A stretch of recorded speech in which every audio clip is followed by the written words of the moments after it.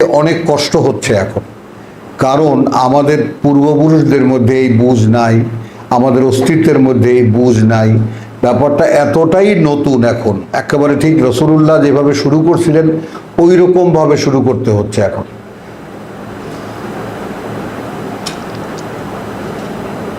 বুঝছো জিনিসটা? এখন শুধু সেই সমস্ত লোক, যে সমস্ত লোকের দেখবে যে আমাকে কোরআন টাচ করে, তারা যদি এগিয়ে আসে তাহলেই কিছু লোক আসবে, আর নাহলে এটা ডাইকা পথে ডাইকা ওই ঠিক ইয়াসিন সূরা সেই লোকের মতো, যা মিন আকসাল মাদিনাতে রাজুলুন ইয়াসা। গোটা জাতি 3 জন রাসূল আল্লাহ পাঠাইছে, তারা ফিরিয়ে দিছে। একজন লোক আসছে, সে এসে বলছে যে ভাই এদের কথা শোন, এটা ঠিক কথা বলতেছে। এখন আমাদের এই 17-18 কোটি লোকের মধ্যে কয়জন শোনে? কিন্তু হতাশার কারণ নাই এই কারণে যে লোক এই কয়জনই আসলে। কালকে যেমন আমার পুত্রকে ওর মাঝে মাঝে কিছু প্রশ্ন হয় এরকম যে, তো এই যে হাজার হাজার লোক, দাও এটা দাও এটা দাও, এই যে হাজার হাজার লোক যারা বোঝে না, হ্যাঁ,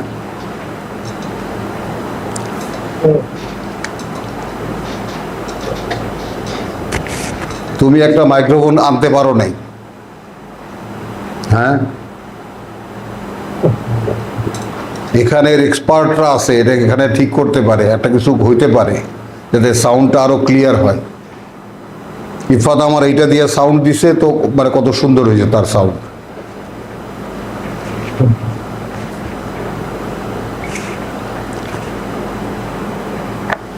প্রশ্নটা এইরকম যে এই যে কোটি কোটি মানুষ, অগণিত মানুষ, তাদের দোষটা কোথায়? তারা তো সবাই কোরআনকে এইভাবে বোঝে না, এটা দেওয়া, তারা তো কোরআন এইভাবে বোঝে না, তাহলে তাদের উপায় কি হবে? তারা কিভাবে ক্ষমা পাবে? প্রশ্নটা আগে বুঝতে পারছো কিনা?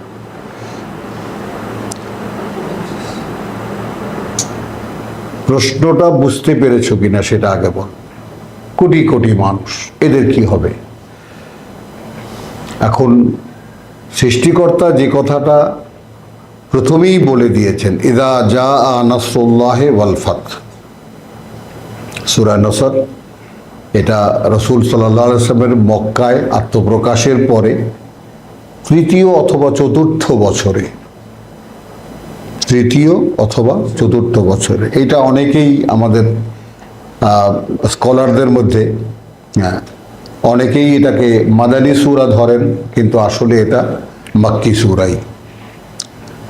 তো সেটা এরকম যে চলছে, তো মনে হয় ঠিক আছে ঠিক আছে, সেটা এরকম যে রাসূলকে আগাম সংবাদ দিচ্ছেন। সব তর্জমায় দেখবা যখন আল্লাহর সাহায্য আসবে, কথাটার মধ্যে আপেক্ষিকতা আছে, আসবে যখন, ওয়াল ফাতহ, তখন বিজয় হবে। খেয়াল করো, যখন আল্লাহর সাহায্য আসবে তখন বিজয় হবে। কয়টা কথা এখানে?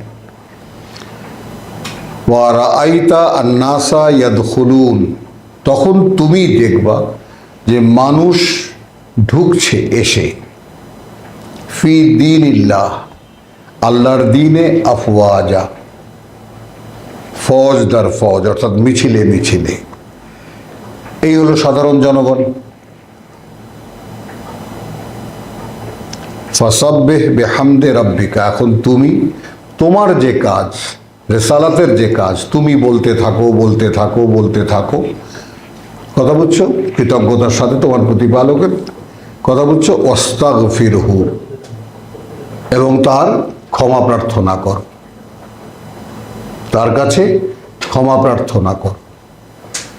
অর্থাৎ তোমার কাজের মধ্যে ভুল ত্রুটি হতে পারে, আমরা যে কাজ করছি ভুল ত্রুটি হতেই পারে।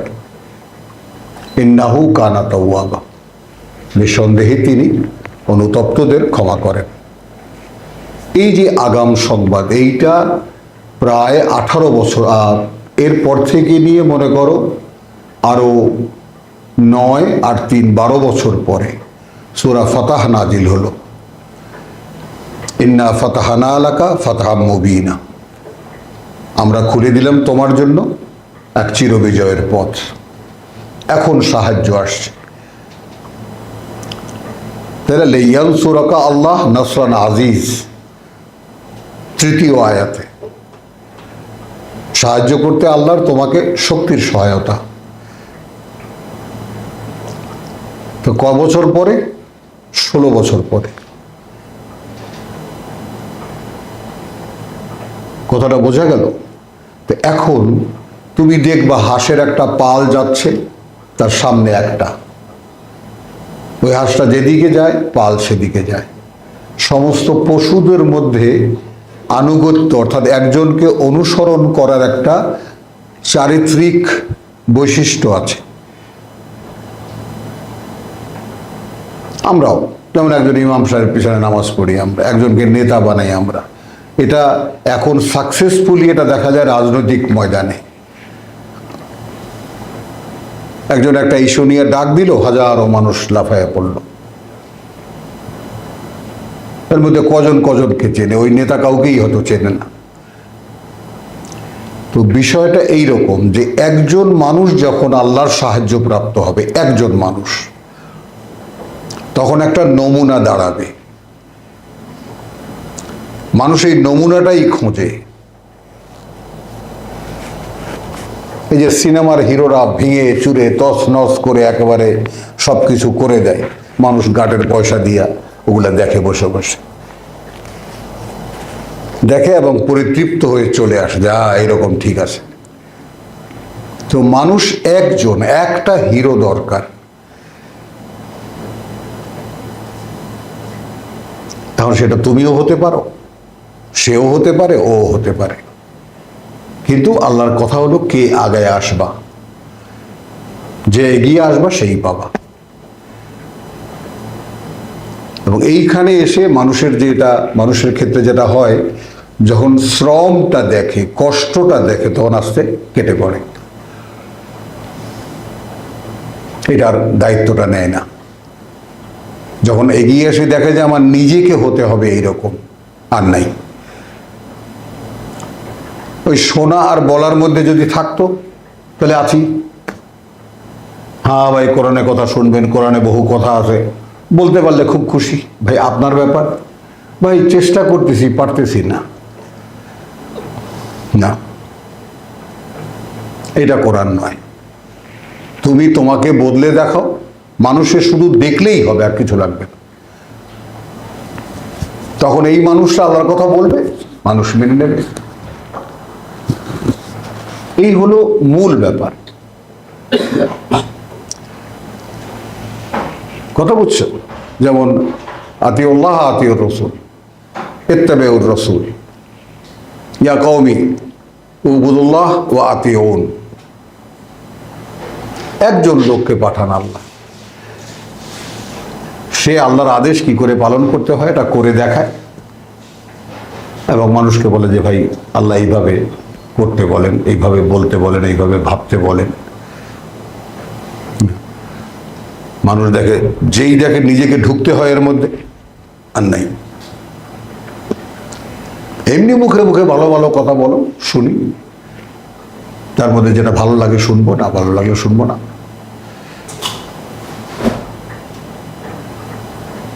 বোঝা গেল কথাটা? হ্যাঁ। তো এই হলো আসলে ব্যাপারটা। এই জন্য মানে কোরআনের পথটা এটা এমন একটা আশার পথ, যেখানে তুমি যদি এক কদমও আগে বাড়ো, সেটাও একটা হিসেবের মধ্যে আসবে।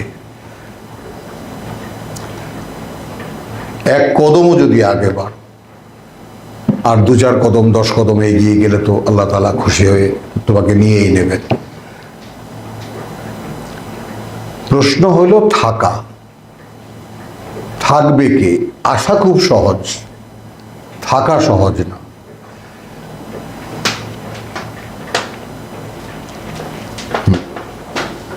আলহামদুলিল্লাহ, ছোট্ট একটু ভূমিকার মতো আমরা সূরা নাসরের কথাটা আমরা বললাম এই জন্য যে আসলে মানুষের বুঝে আসে না অগণিত মানুষের হিসাব কিতাব কি হবে। ওমা আলাইনা ইল্লাল বালাগ।